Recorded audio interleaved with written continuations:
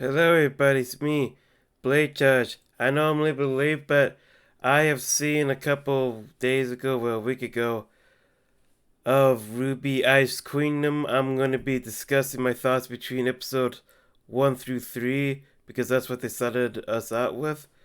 So we're going to go right into it. So I will say that this series is for people who has watched the original RWBY. I think it's gonna start branching out from the original at volume 4, something like that, or whichever episode 4 up, whenever, because the first 3 episodes were basically volume 1. Excuse me for my snuffles, I got some nose problems. Any rate, so we do have a new character that has been introduced. I think they're going to be using this new character, the new Grimm they come in, to help push us to a different arc of RWBY when we get there. But that's for different time when we get later on in the video. So during the first episode or so of in episode 1, they basically showed off all of the trailers, went in depth into them, except for Yang. I don't know why. Maybe they'll do Yang's later on, but it's almost every single trailer except Yang's. Well, they didn't show RWBY's trailer fighting against the Grimm as well, but they mostly showed Blank's trailer and Weiss's trailer. They have skipped things in the show, at the oh yeah, spoilers. At the end of the episode 3, they didn't show us Roman fighting against Blake, Sun, or the Penny fight. So they did cut off some stuff, especially the John versus Cotton thing, which, to be honest, that really doesn't have any that much of a significance in the grand scheme of things. So that's nice. But they did pretty much cut through parts of the story here and there that was unneeded, which was pretty nice. The animation's pretty good so far. I really haven't seen any main issues with how things are running.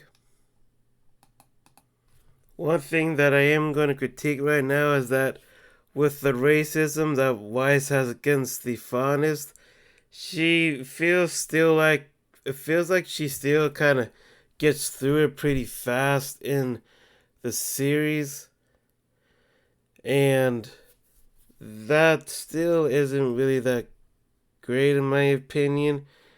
I think it should have been digested a bit better, but there's not really much to do. There's this big thing that they did do with a new character and all, and I'm just gonna get right into that. That is basically Shinon Zaind.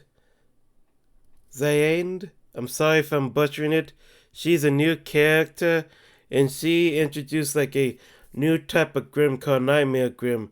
Unlike other Grimm, these Grimm go into you.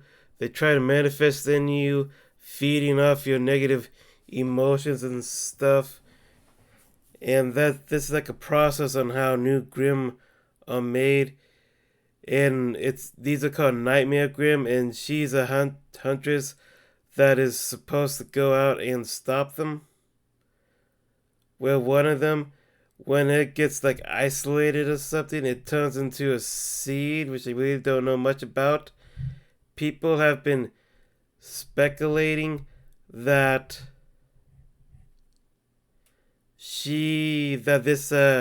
I think they've been speculating that this is how they're gonna go into Atlas, or stray off from the main path of the original RWBY, because one of these Nightmare Grimm, one of them is still inside Weiss, so it may make her go a little bit cuckoo evil.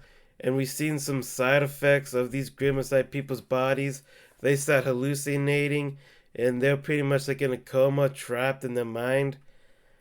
And they're these marks on their body all over these black lines and such, so you could tell when somebody's been affected. They did it with John, and only people who are close to that person can actually free them from their curse or from the Grim,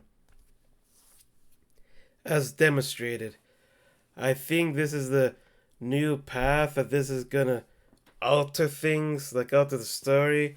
Maybe they don't get rid of the one in Weiss, but then again, she would have to keep all those black marks hidden. But she could again go into one of those coma things, which they left a teaser for in episode 3 at the end of it, about how Weiss has entered into that sleeping coma like state. So I am interested in where it's gonna go.